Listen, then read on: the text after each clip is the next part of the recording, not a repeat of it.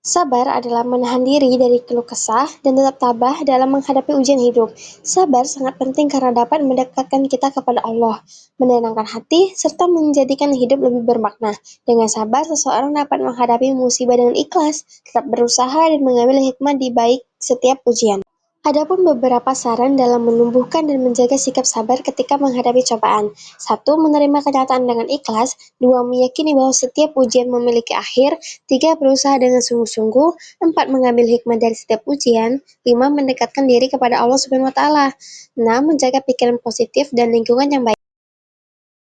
Keterkaitan antara iman, Islam, dan ihsan. Iman, Islam, dan ihsan adalah satu kesatuan yang tidak bisa dipisahkan satu dengan lainnya. Islam adalah satu-satunya agama yang diakui oleh Allah Subhanahu wa Ta'ala. Sedangkan iman adalah keyakinan yang menjadi dasar akidah Islam. Keyakinan tersebut kemudian diwujudkan melalui pelaksanaan kelima rukun Islam. Sedangkan pelaksanaan rukun Islam dilakukan dengan cara ihsan sebagai upaya pendekatan diri kepada Allah Subhanahu wa Ta'ala dan parameter tingkat keimanan dan ketakwaan seorang hamba. Maka Islam tidak sah tanpa iman, dan iman pun tidak sempurna tanpa ihsan. Sebaliknya, ihsan adalah mustahil tanpa iman, dan iman pun tidak akan terwujud tanpa adanya Islam.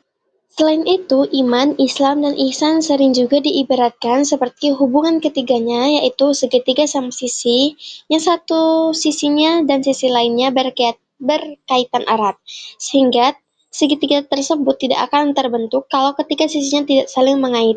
Jadi, manusia yang bertakwa harus bisa meraih dan menyeimbangkan antara iman, Islam, dan ihsan.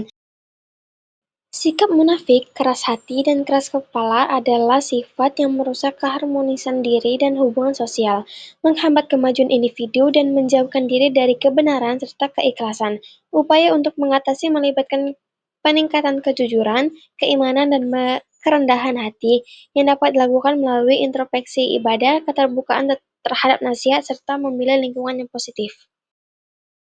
Ketentuan fikih mewaris dalam masyarakat menurut syariat Islam itu adalah menekankan keadilan, keseimbangan, dan kepastian hukum dengan pembagian harta berdasarkan Al-Quran, hadis, serta ijma' dari ulama. Setiap ahli waris mendapatkan bagian yang sudah ditetapkan sesuai kedudukan dan tanggung jawabnya. Seperti bagiannya, anak laki-laki yang lebih besar karena ada tanggung jawab nafkah, serta adanya hak bagi perempuan, orang tua, dan pasangan sebagai bentuk perlindungan. Sistem ini juga menegaskan pentingnya penyelesaian utang, wasiat, dan menjaga silaturahmi agar pembagian warisan berjalan damai. Dengan demikian, hukum waris Islam tidak hanya mengatur pembagian materi tetapi juga menjaga keharmonisan keluarga dan mencerminkan nilai keadilan yang menyeluruh. Perkembangan peradaban Islam di dunia. Perkembangan peradaban Islam di dunia menunjukkan kemajuan yang sangat pesat dan berpengaruh luas dalam berbagai bidang kehidupan. Islam tidak hanya menyebarkan nilai-nilai moral dan spiritual, tetapi juga mendorong perkembangan ilmu pengetahuan, teknologi, seni pemerintahan, dan perdagangan yang mampu menghubungkan berbagai bangsa. Melalui pusat-pusat ilmu seperti Baghdad, Cordoba, dan Kairo, lahirlah para ilmuwan yang memberikan dasar penting bagi kemajuan sains modern. Interaksi budaya yang harmonis juga memperkaya peradaban global, sehingga Islam menjadi salah satu kekuatan besar yang membentuk sejarah dunia. Dengan demikian, peradaban Islam tidak hanya berkembang secara geografis, tetapi juga memberikan kontribusi substansial bagi kemajuan manusia.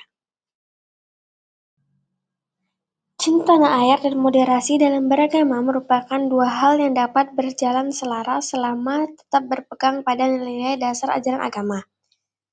Cinta tanah air mendorong umat untuk menjaga persatuan, menghormati keberagaman, serta berkontribusi bagi kemajuan bangsa. Sedangkan modernisasi dalam beragama mengajak umat untuk memahami ajaran dengan cara yang lebih relevan, bijak, dan sesuai perkembangan zaman, tanpa mengubah prinsip dasarnya. Keduanya membentuk sikap beragama yang lebih inklusif, toleran, dan produktif, sehingga umat mampu menjadi pribadi yang taat beragama sekaligus cinta negara. Dengan demikian, cinta tanah air dan modernisasi dalam beragama melahirkan masyarakat yang kuat secara spiritual maupun sosial.